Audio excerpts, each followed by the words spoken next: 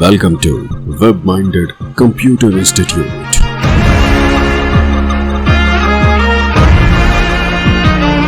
Then like, subscribe and share. इस session में हम बात करने वाले हैं कंप्यूटर के विकास के बारे में, कंप्यूटर के एवोल्यूशन के बारे में। सबसे पहले बात करते हैं कंप्यूटर का विकास किस प्रकार से हुआ। हम यहाँ पे बेसिकली कंप्यूटर जब विकसित हो रहा था तो कौन कौन सी डिवाइसेस उससे पहले विकसित हुई और कंप्यूटर तक हम कैसे पहुँचे उसकी जानकारी लेने वाले हैं। मैं आपको बता दूं, इसमें काफ़ी सारे क्वेश्चन पूछे जाते हैं एग्ज़ाम में और आपको यहाँ पे कुछ चीज़ों का ध्यान रखना है कि कौन सी सदी में आविष्कार हुआ, कौन सी मैकेनिकल डिवाइस है, कौन सी इलेक्ट्रॉनिक डिवाइस है, किस कार्य में आती थी, ये सब चीज़ों का आपको ध्यान रखना है। हालांकि जो हम सैम्पल क्वेश्चन आंसर की फ़ाइल देते हैं उसमें इस तरह के काफ़ी सारे क्वेश्चन पहले से ही शामिल है, तो आप उनको नीचे दी गई वेबसाइट से स्प्लैश जो होती है हमारी स्क्रीन पे वहाँ से डाउनलोड भी कर सकते हैं। तो आइए शुरू करते हैं। जो कंप्यूटर या लैपटॉप हम आज प्रयोग करते हैं वो आज के दिन नहीं है, उसके लिए काफ़ी सदियों से मेहनत की जा रही है और इसके लिए उसको स्टेप बाय स्टेप काफ़ी सारे चरणों में उसका अलग अलग रूप में आविष्कार हुआ, फिर उन चीज़ों को जोड़ा गया, फिर नई चीज़ें ऐड की गई। इस तरह से एक कंप्यूटर के रूप में आज जो डिवाइस हमारे पास है उसका हम प्रयोग कर पाते हैं। तो कंप्यूटर के विकास में सबसे इम्पोर्टेंट और पहला नाम एबेकस का है। यह कंप्यूटर के इतिहास का सबसे पुराना डिवाइस है। हालांकि ये बिल्कुल कंप्यूटर से मैच नहीं करता, यह एक मैकेनिकल डिवाइस होता है जिसमें एक तारों का फ्रेम होता है। इसे चाइना में 16वीं सदी में आविष्कृत किया गया था, यानी कि इसे बनाया गया था 16वीं सदी में चाइना में। अगर आप बच्चों के लिए एक स्लेट देखें तो उसमें तारों में बिट परोए रहते हैं जो आजकल भी मार्केट में मिल जाती है। कुछ इसी तरह का यह डिवाइस था एबेकस, जिसमें बिट्स रहते थे, छोटी छोटी गोलियां रहती थी तारों में। आप एबेकस का प्रयोग कैलकुलेशन करने में कर सकते थे, जैसे जोड़ने में, घटाने में, गुना करने में। और ध्यान रखिएगा ये मैकेनिकल डिवाइस था, अर्थात इसमें कोई भी इलेक्ट्रॉनिक तार वगैरह लगाने की ज़रूरत नहीं थी। यह एक मैकेनिकल डिवाइस था जो आप नॉर्मल प्रयोग कर सकते थे बिना किसी बिजली के। इसके पश्चात जैसे अबेकस आविष्कृत हुआ उसके पश्चात 1617 में एक नेपियर बोन ने अलग से डिवाइस बनाई। इसे नेपियर बोन्स भी कहा जाता है। इसका यूज़ भी एडिशन, सब्सट्रैक्शन, मल्टीप्लिकेशन, डिवीज़न इत्यादि के लिए किया जाता था।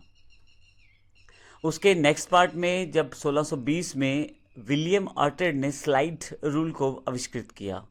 अब आप प्लस माइनस गुना भाग तो कर सकते थे, अब उसका एक नया पार्ट जोड़ा गया, वर्गमूल, यानी कि स्क्वायर रूट और लॉगरिथम। इसके अलावा ट्रिग्नोमेट्रिक फंक्शंस, इन सब के लिए आप स्लाइड रूल का प्रयोग कर सकते थे। विलियम आर्टेड ने 1620 में इसका आविष्कार किया था। अब ध्यान रखिएगा, आपसे अगर जो क्वेश्चन पूछा जाता है वो ये पूछा जाता है स्लाइड रूल में क्या क्या चीज़ें की जा सकती हैं। उसमें आपके पास ऑप्शंस दिए जाएंगे, आपको इन चीज़ों का ध्यान रखना है ट्रिपल सी का, खासतौर से एग्जाम देते समय। अगला हमारे पास है पास्कल कैलकुलेटर। ब्लेज पास्कल ने एक मैकेनिकल डिजिटल कैलकुलेटर का आविष्कार किया 1645 में।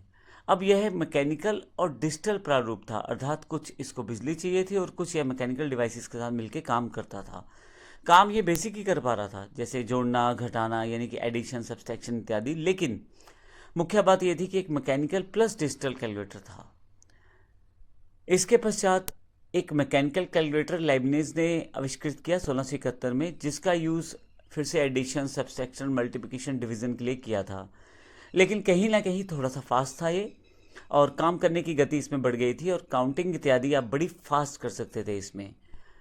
नेक्स्ट जो पार्ट है, Charles Babbage. Charles Babbage computer के पिता कहे जाते हैं। मैं आपको ये भी बता दूं कि कई बार ये क्वेश्चन कई एग्जाम्स में और कई जगह पूछा जाता है। चार्ल्स बेबेज ने 1822 में जो मशीन बनाई थी उसे डिफरेंस इंजन कहते थे। अब बेबेज का कंप्यूटर के विकास में बहुत बड़ा योगदान है, तभी इन्हें कंप्यूटर का पिता कहा जाता है। आप विभिन्न बीजगणितीय वलनों का मान 20 दशमलव तक आसानी से ज्ञात कर सकते हैं और वो बिल्कुल एक्यूरेट, अर्थात यह मशीन जो आपकी कैलकुलेशन करती है वो 20 डेसिमल्स प्लेसेस तक कर सकती है और बिल्कुल सही कर सकती है। और इसकी एक प्रॉब्लम ये थी कि उस वक्त ये मशीन जो थी भाप से चलती थी, अर्थात इस बड़ा इंफ्रा, एक बड़ा प्रोसेस और एक भाप, यानी कि इसको चलाने के लिए आपको स्टीम की आवश्यकता होती थी। लेकिन उन दिनों में नॉर्मल व्यक्ति तो इसका प्रयोग बिल्कुल नहीं कर सकता था, क्योंकि साइज़ भी बड़ा और उसके लिए रिक्वायरमेंट्स भी ज़्यादा। लेकिन फिर भी कमर्शियल एरियाज़ में इसका यूज़ होना शुरू हो गया। जैसे डिपार्टमेंट, पोस्टेज डिपार्टमेंट है या रेलवे डिपार्टमेंट है, बीमा डिपार्टमेंट है, इन कमर्शियल एरियाज में इसका प्रयोग करना शुरू किया गया। इसके पश्चात एनालिटिकल इंजन का आविष्कार हुआ। चार्ल्स बेबेज ने यह मशीन तैयार की। में अब इनपुट, आउटपुट, स्टोरेज भी अवेलेबल थी, कंट्रोल भी था। इन सबको मिला के एक मशीन आविष्कृत की गई जो ये कह सकते हैं कि आज के कंप्यूटर का एक बेसिक टेम्पलेट कहा जा सकता है, एक रफ प्रोसेस कहा जा सकता है, जिसमें आप मैथमेटिकल कार्य कर सकते थे, बल्कि अपनी जो आउटपुट आई है उसको स्टोर भी कर सकते थे।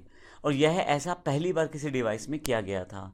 इसीलिए मैंने पहले बोला था कि चार्ल्स बेबेज को कंप्यूटर का पिता कहा जाता है, क्योंकि यह मशीन जो थी अब थोड़ा सा आगे आ चुकी थी, जिसमें आपके पास इनपुट अवेलेबल थी, प्रोसेस, आउटपुट अवेलेबल थी, स्टोरेज अवेलेबल थी, कंट्रोल अवेलेबल था। इन सब चीज़ों को बांट के एक इकट्ठा प्रोसेस तैयार किया गया, जिसमें अब मैथमेटिकल कार्य के अलावा भी आप स्टोरेज के रूप में अपनी आउटपुट को स्टोर कर सकते थे। नेक्स्ट जो था टेबुलेटिंग मशीन थी। 1880 में हार्मन हॉर्लेट ने इसका आविष्कार किया था। यहाँ पे थोड़ा सा डिफरेंस इसने ये किया कि इंफॉर्मेशन को स्टोर करने के लिए पंच कार्ड का प्रयोग किया। यह एक पंच कार्ड होता है जिसमें छेद बन जाते थे। अब उन छेदों को पढ़ के ये डिसाइड किया जाता था कि इसमें डेटा क्या लिखा गया है। यह एक्चुअली एक मैकेनिकल टैबुलेटर पे आधारित था। इसमें आप इंफॉर्मेशन या डेटा को स्टोर कर सकते थे और इवन सॉर्ट भी कर सकते थे। 1896 में टैबलेटिंग मशीन जो कंपनी बनाई गई थी, उसमें 1924 में इंटरनेशनल बिजनेस मशीन बन गई। अर्थात जो IBM आज आप सुनते हैं उसको 1924 में इंटरनेशनल बिजनेस मशीन्स के रूप में बनाया गया था। अगर हम आगे की बात करें तो नेक्स्ट फेज में हमारे पास बेसिक कंप्यूटर का एक ब्लॉक तैयार हो गया था कि हमें क्या क्या चाहिए होती है। अब हम आगे की बात करें तो हमारे पास कंप्यूटर के विकास में एक बेसिक ब्लॉक तैयार हो गया था कंप्यूटर का, कि इसमें एक इनपुट होना चाहिए, एक आउटपुट होना चाहिए, एक हमारे पास प्रोसेसिंग प्रोसेस होना चाहिए। अब मार्क 1 इस दिशा में एक पहला कदम और था। 1930 में ये मशीन विकसित की गई थी, लार्ज नंबर।